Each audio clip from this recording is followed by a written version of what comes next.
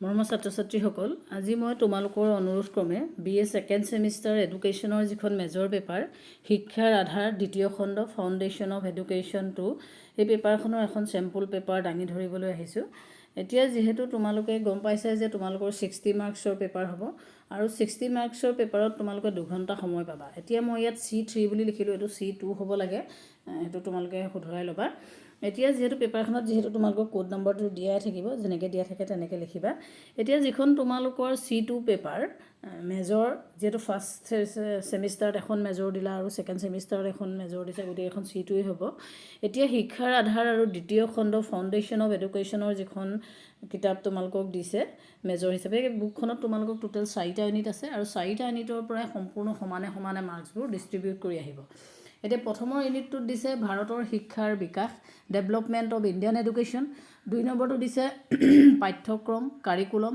3 নম্বৰটো দিছে ভাৰতীয় শিক্ষাত কিছুমান গোলকীয় বিষয়, সম global issues in Indian education. আৰু 4 নম্বৰ বা লাষ্টৰ যিটো ইউনিট সেইটোত দিছে সমসাময়িক বিষয়সমূহ আৰু ভাৰতীয় শিক্ষাৰ প্ৰণালী, কণ্টেম্পৰৰী issues and system of Indian education. গতিকে এই 3টাই হৈছে টোটেল তোমালোকৰ ইউনিট।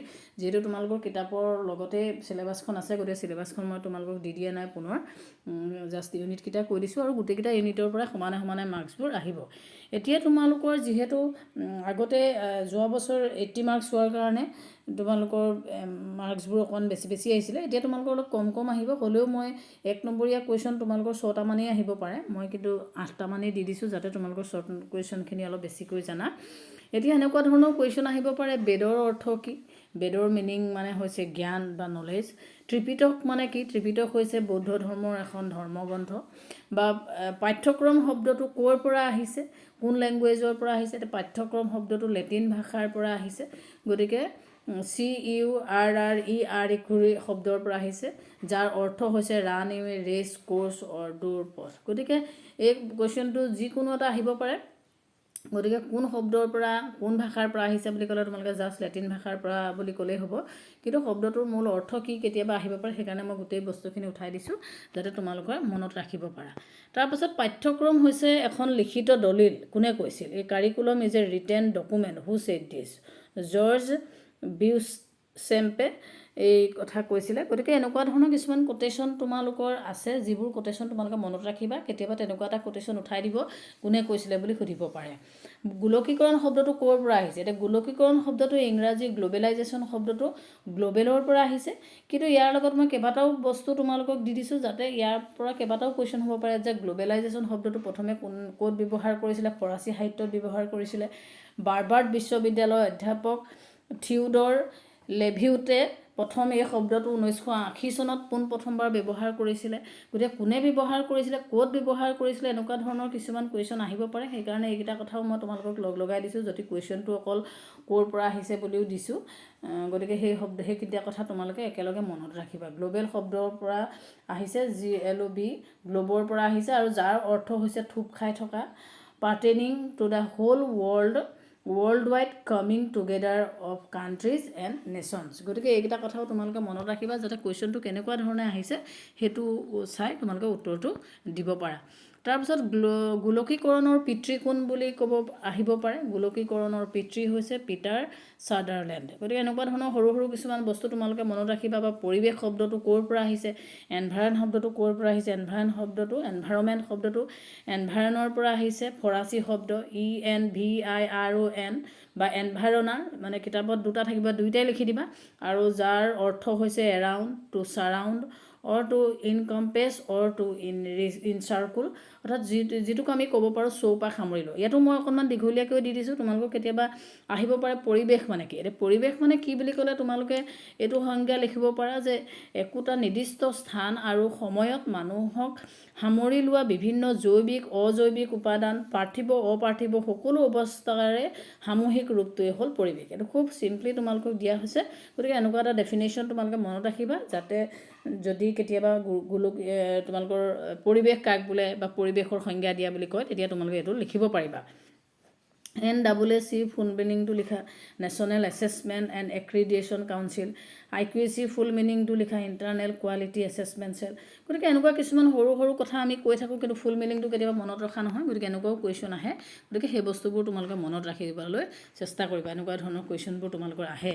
এতিয়া ইয়াৰ পাছত তোমালোকৰ শ্বৰ্ট নোট লিখিবলৈ আহিব প্ৰত্যেকটো ইউনিটৰ পৰা মিক্স আপ কৰি। গতিকে প্ৰত্যেকটো ইউনিটৰ পৰা মিক্স আপ কৰি তোমালোকৰ কিছুমান মই শ্বৰ্ট নোট চুজ কৰি দিছোঁ, এইখিনি চাবা। লগতে কিতাপত যিখিনি দিয়া আছে সেইখিনিৰ ওপৰতো অলপ গুৰুত্ব দিবা। বৌদ্ধিক যুগৰ শিক্ষাৰ লক্ষ্যসমূহ কি, right about the AIIMS and objectives of বেদিক education, ভাল পাঠ্যক্ৰমৰ বৈশিষ্ট্যসমূহৰ বিষয়ে লিখা। জনসংখ্যা শিক্ষাৰ কৌশলসমূহৰ লিখা। বিদ্যালয়ৰ ওপৰত গুণোৎসৱৰ প্ৰভাৱৰ বিষয়ে লিখা। খোলা কিতাপ পৰীক্ষাৰ সুবিধা আৰু অসুবিধাসমূহৰ লিখা। গতিকে এনেকৈ ধৰণে তোমালোকৰ কেইবাটাও শ্বৰ্ট নোট দিব, তাৰ ভিতৰত তোমালোকে 3টা বা 4টা শ্বৰ্ট নোট লিখিব লাগিব। আৰু মাৰ্কছটো তোমালোকক 3ৰ ভিতৰত বা 4ৰ ভিতৰতে লিখিবলৈ আহিব পাৰে। গতিকে এনেকুৱা ধৰণে তোমালোকে প্ৰিপেয়াৰ কৰিবা। এতিয়া তোমালোকৰ প্ৰত্যেকটো ইউনিটৰ পৰা এটা লং কুৱেশ্যন আহিব, আৰু লং কুৱেশ্যনটো প্ৰায় 10 নম্বৰৰ ভিতৰতে হ'ব, বা তাতকৈ অকণমান কমো হ'ব পাৰে যদি শ্বৰ্ট নোটটোত অলপ মাৰ্কছটো বঢ়াই দিয়ে। গতিকে এনেকুৱা ধৰণে আহিব পাৰে যে ভাৰতৰ শিক্ষালৈ মিছনেৰীসকলৰ অৱদানৰ বিষয়ে লিখা। Write about the contribution of missionaries towards Indian education. উদৰ নিৰ্দেশ পত্ৰ বুলিলে কি বুজা, আৰু এই নিৰ্দেশ পত্ৰক কিয় ভাৰতীয় শিক্ষাৰ মেগনা কাৰ্ট বুলি কোৱা হয়। বা সহ পাঠ্যক্ৰমিক কাৰ্যাৱলীৰ গঠনৰ নীতিসমূহ লিখা। বিদ্যালয়ত সহ পাঠ্যক্ৰমিক কাৰ্যাৱলীৰ সংগঠন সম্পৰ্কে লিখা। গতিকে এটা কথা মনত ৰাখিবা যে প্ৰত্যেকটো ইউনিটৰ লগত তাৰ নিজৰ ইউনিটটোৰে এটা কুৱেশ্যন আহিব। গতিকে তোমালোকে সেই ইউনিটবোৰ চাবা। যদি কোনোবা এটা টপিক খুব বেছি টান পোৱা সেইটো এভইড কৰি বাকী গোটেই টপিকখিনি ভালকৈ পঢ়িলেও তোমালোকৰ কুৱেশ্যনবোৰ কমন পৰিব। তাৰপাছত গোলকীকৰণ মানে কি, শিক্ষাৰ ওপৰত ইয়াৰ ইতিবাচক আৰু নেতিবাচক প্ৰভাৱৰ বিষয়ে লিখিবলৈ আহিব পাৰে। বহনক্ষম উন্নয়ন বিকাশৰ 4 সম্পৰ্কে লিখিবলৈ আহিব পাৰে। শান্তি শিক্ষা বুলি ক'লে কি হ'ব, define peace education, write the strategies of peace education. শান্তি শিক্ষাৰ কৌশলসমূহৰ বিষয়ে লিখিবলৈ আহিব পাৰে। ভাৰতৰ শিক্ষাৰ বিকাশত নেকৰ ভূমিকাৰ বিষয়ে লিখিবলৈ আহিব পাৰে। বা ভাৰ্চুৱেল শিক্ষাদান কি, ভাৰ্চুৱেল শিক্ষাদানৰ প্ৰত্যাহ্বানবোৰ কি কি, এনেকুৱা ধৰণে তোমালোকৰ কুৱেশ্যন আহিব পাৰে। গতিকে প্ৰত্যেকটো 4টা ইউনিটৰ পৰাই তোমালোকৰ প্ৰায় 10 মাৰ্কছৰ এটা লং কুৱেশ্যন কৰিবলৈ আহিব। গতিকে তেনেকুৱা ধৰণে তোমালোকে প্ৰিপেয়াৰ হ'বা। এতিয়া মই লগতে তোমালোকক প্ৰিভিয়াছ পেপাৰখনো দি দিছোঁ, যদি কোনোবাই পেপাৰখন পোৱা নাই এই পেপাৰখনো তোমালোকে চাবা। আৰু ইয়াত 80 মাৰ্কছ আছিলে, যিহেতু যোৱা বছৰ 80 মাৰ্কছৰ কুৱেশ্যন হৈছিলে, কিন্তু তোমালোকৰ 60 মাৰ্কছৰে কুৱেশ্যন আহিব, সেইটো কনফাৰ্ম। গতিকে পেপাৰখন চাবা। এই পেপাৰখনৰ যদি কিবা কনফিউজন থাকে জনাবা, আৰু এই পেপাৰখনো তোমালোকে ছল্ভ কৰিবলৈ চাবা। তেতিয়া তোমালোকে গম পাবা কেনেকুৱা টাইপৰ কুৱেশ্যনবোৰ আহিছে। ইয়াতো তেনেকুৱা ধৰণৰ শ্বৰ্ট নোট লিখিবলৈ আহিছে, নেকৰ ফুল মিনিং লিখিবলৈ আহিছে, বা কোনটো শব্দৰ পৰা পাঠ্যক্ৰম উৎপত্তি হৈছে। বিশ্ব পৰিৱেশ দিৱস কোনটো দিনত পালন কৰা হয়, সেইটো তোমালোকে চবেই জানাই, 5 জুনত পালন কৰা হয়। বা বৌদ্ধিক শিক্ষাৰ বিকাশৰ লক্ষ্য আৰু পদ্ধতিৰ বিষয়ে লিখা, পাঠ্যক্ৰমৰ অৰ্থ লিখা। গতিকে চিলেবাছৰ ভিতৰত যিখিনি কুৱেশ্যন আছে তাৰ পৰাই তোমালোকৰ কুৱেশ্যন আহিব, তাতকৈ বেলেগ কুৱেশ্যন নাহে। গতিকে এইকেইটা কথা তোমালোকে মনত ৰাখিবা। আৰু ইয়াত মই যিখন চেম্পল পেপাৰ দিছোঁ সেইখন, আৰু লগতে যিখন তোমালোকৰ যোৱা বছৰ পেপাৰ হৈছে এইখনো চোৱা। আৰু চিলেবাছ ৱাইজ যিখিনি বস্তু তোমালোকৰ কিতাপত আছে, যিহেতু অলৰেডি তোমালোকৰ এখন চিলেবাছ ৱাইজ ধুনীয়া ৰেডিমেড কিতাপ ওলাইছে, সেই কিতাপখনো ভালকৈ চোৱা। গতিকে নোৱাৰাৰ কোনো কথা নাই, কিবা যদি কনফিউজন থাকে জনাবা।